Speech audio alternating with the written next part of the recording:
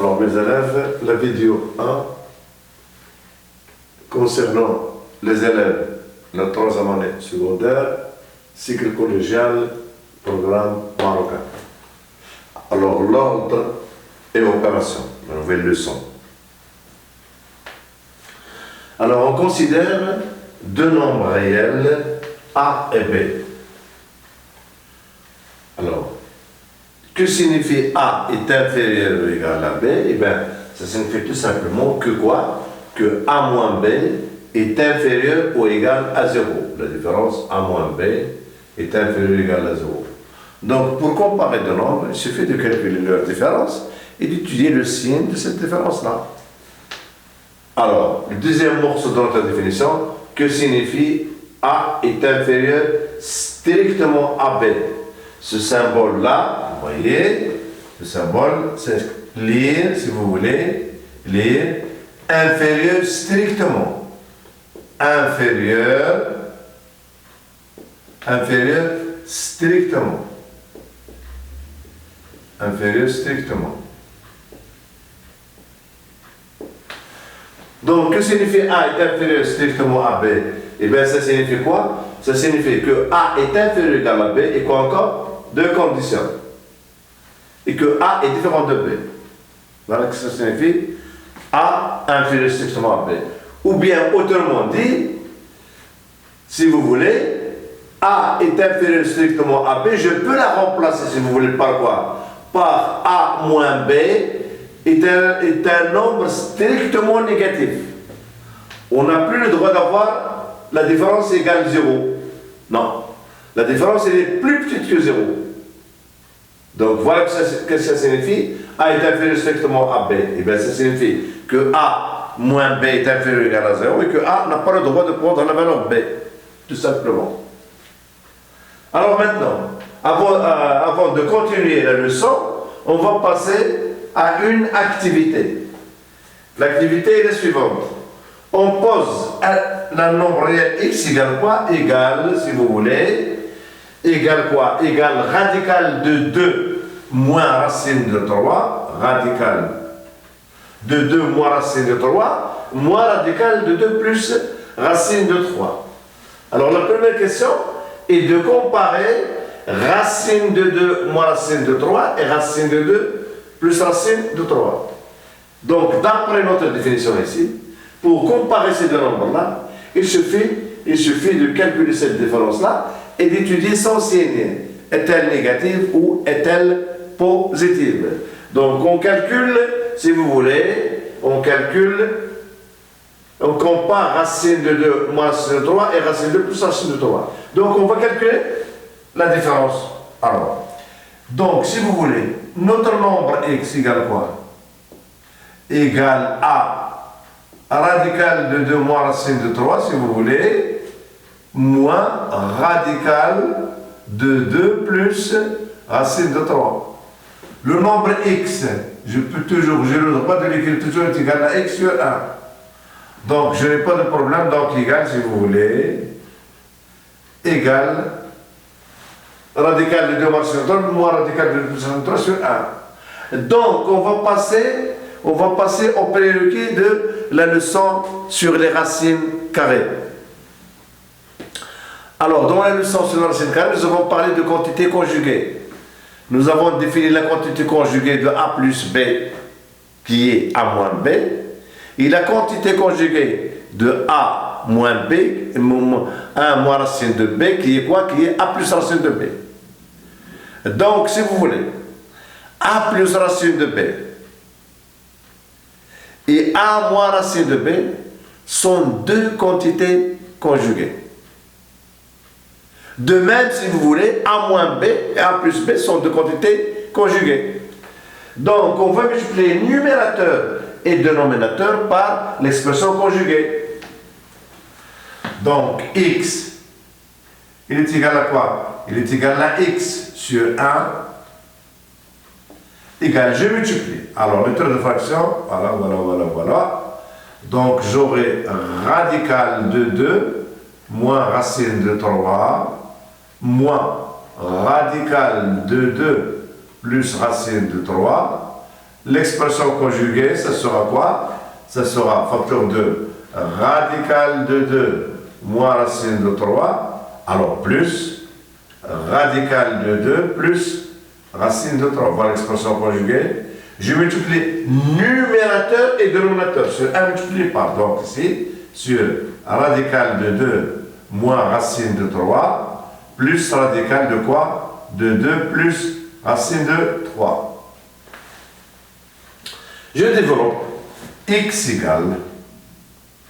Alors en développement suivant la loi a plus b facteur de a moins b.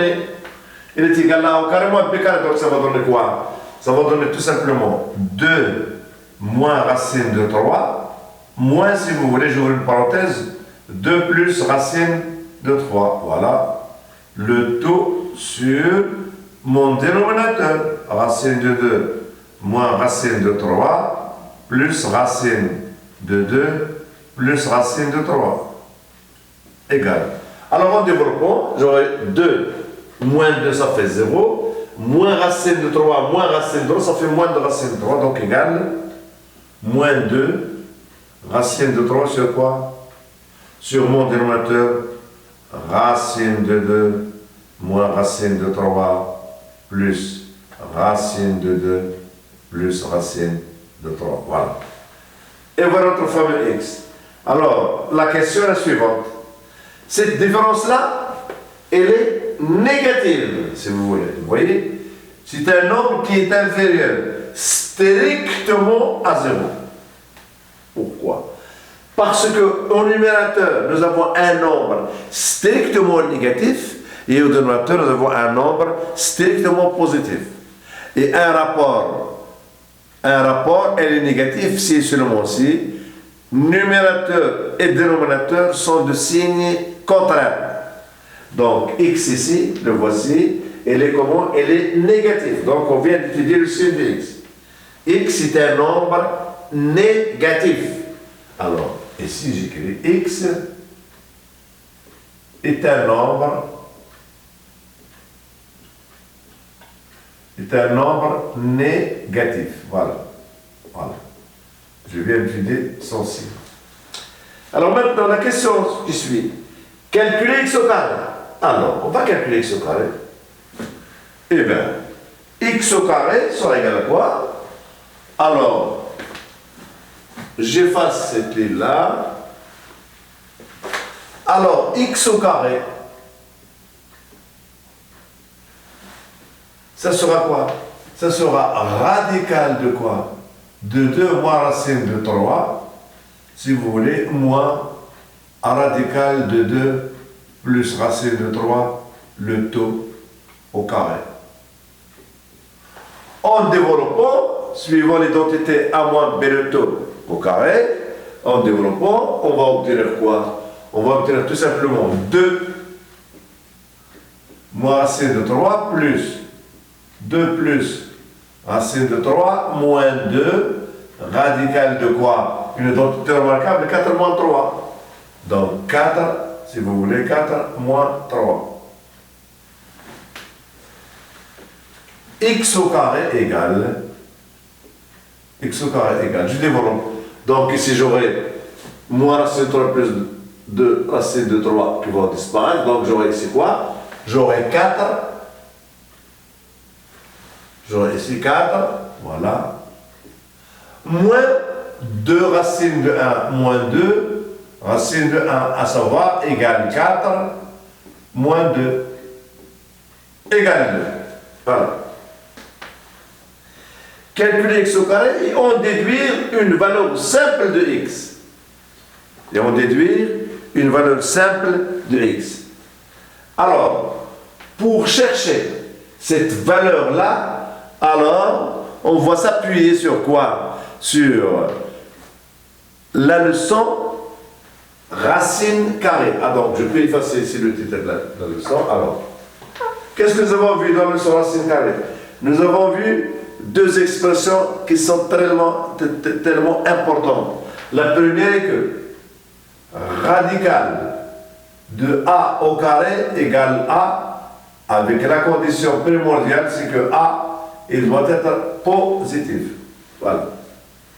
Si A est positif, radical de A au carré, il est égal à quoi? Il est égal à A, tout simplement. Maintenant, qu'est-ce qui va se passer sur le point d'appui si A est négatif? Donc, radical, si vous voulez cette fois-ci, de A au carré si A est négatif, elle n'est pas égale à quoi? Elle n'est pas égale à A. Pourquoi? Parce que ce nombre-là, c'est un nombre qui est positif.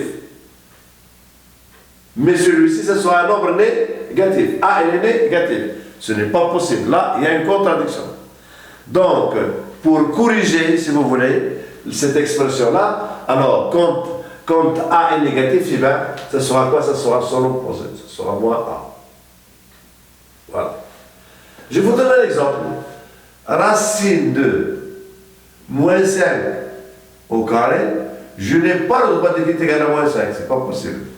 Ce n'est plus comme tout à l'heure. Tout à l'heure, l'expression, le nombre est positif, donc ce n'est pas de problème.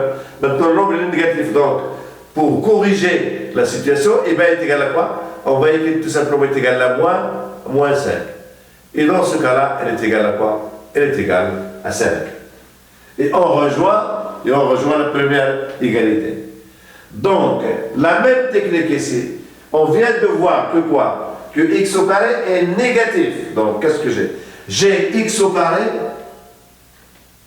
X au carré égale quoi? Égale 2. Mais j'ai une deuxième condition, c'est que x, il est négatif. C'est très important. X est un nombre réel négatif. Donc, j'aurai quoi? J'aurai un radical de x au carré. D'après cette propriété-là, il est égal à quoi? Il est égal tout simplement à quoi? Il est égal à moins x. Et ce nombre moins x, c'est quoi? C'est racine de 2. Donc, égal, si vous voulez, racine de 2. Pourquoi? Parce que x au carré égale 2. Donc, racine de x au carré égale racine de 2. Or, x est négatif, donc c'est d'après notre propriété, j'aurai finalement maintenant x égale moins racine de 2. X égale moins racine de 2. Et c'est tout. Voilà l'expression la plus simple de x. Alors maintenant, on va continuer notre leçon.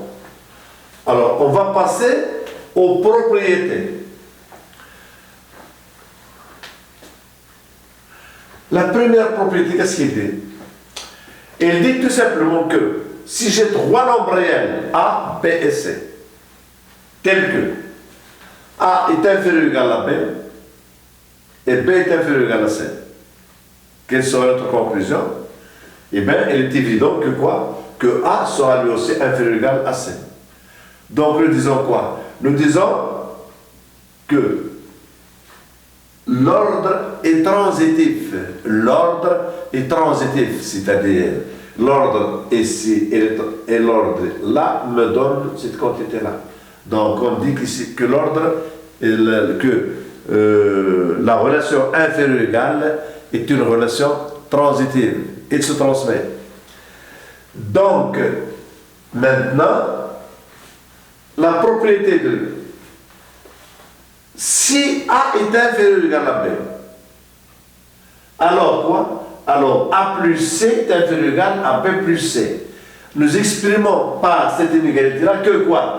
Que l'ordre est compatible avec l'addition. C'est-à-dire, si j'ai une inégalité, j'ai le droit d'ajouter une même quantité aux deux membres de l'inégalité. Donc, vous voyez, j'ai A inférieur ou égal à B, et j'ai ajouté le même C aux deux membres de l'inégalité. L'ordre est encore conservé. Voilà pourquoi l'ordre est compatible avec l'addition. De même, en généralisant ce résultat-là, regardez bien, si j'ai deux inégalités, la première A inférieur ou égal à B, la deuxième C inférieur ou égal à D, alors j'ai le droit encore ici d'additionner les deux membres de l'inégalité, d'additionner les deux inégalités membre à membre.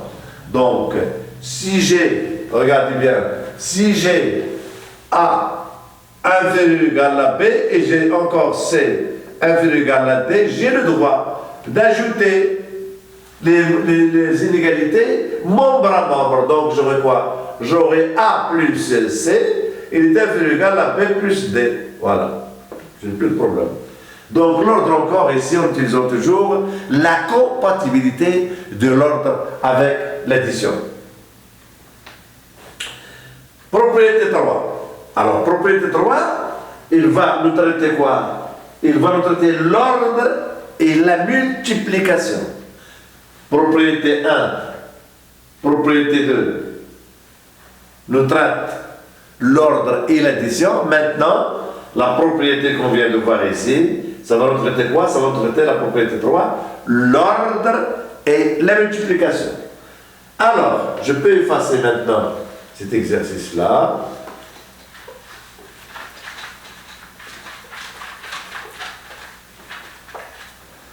Alors, la propriété nous dit soit trois nombres réels A, B, C. Alors, si j'ai A inférieur ou égal à B, si, et je dois avoir un nombre, si vous voulez, et quoi? Et C, elle est positive.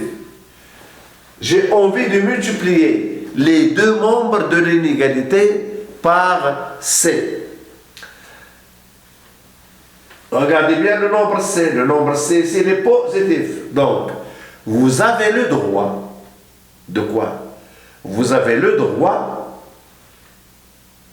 de multiplier les deux membres de l'inégalité par C positif et que l'ordre est conservé. Donc, ces deux conditions-là, il me donne A multiplié par C, il est toujours inférieur ou égal à B multiplié par C. Donc, l'ordre est conservé. Maintenant, si je multiplie, alors, en considérant toujours C positif, 1 sur C, comment? 1 sur C, il est encore positif, je n'ai pas de problème. Donc, je peux toujours appliquer ma relation à 1 sur C. Donc, c'est-à-dire, si j'ai 1 sur C positif et que A est inférieur ou égal à B, et quoi? A inférieur ou égal à B, alors je peux toujours l'ordre les conserver en multipliant par 1 sur C. Donc, j'aurai quoi? J'aurai A multiplié par 1 sur C, il est inférieur ou égal à B, multiplié par 1 sur C. Donc ici encore, l'ordre est conservé. Pourquoi? Parce que j'ai multiplié les deux membres de l'inégalité par un nombre positif. Donc voilà la propriété. Maintenant, au lieu de prendre C positif, je vais le prendre négatif. Je vais le prendre négatif. C inférieur à 0. Je vous donne un exemple. Regardez bien. Nous avons un tiers, il est inférieur ou égal à 1 demi. Et je vais multiplier par un nombre négatif, je prends par exemple C égale à moins 20. Alors, en multipliant les deux membres de l'inégalité par ce nombre négatif, on constate que l'ordre n'est plus conservé. Il n'est plus conservé. Pourquoi? Je n'ai pas le droit d'écrire ici moins 20, si vous voulez. Sur quoi? Sur 3 est inférieur ou égal à moins 20 sur 2. Ce n'est pas possible.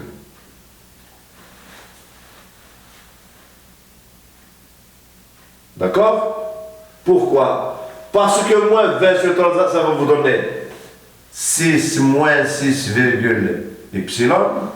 Et ici, ce sera quoi? Inférieur ou égal à moins 10. C'est pas possible. C'est une écriture insensée. Donc, il faut quoi? Il faut cette fois-ci, en multipliant par un nombre négatif, il faut inverser le sens de l'inégalité. Donc, c'est négatif.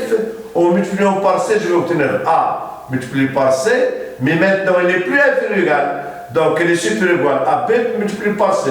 Donc, j'aurai B multiplié par C, il est inférieur ou égal à A multiplié par C.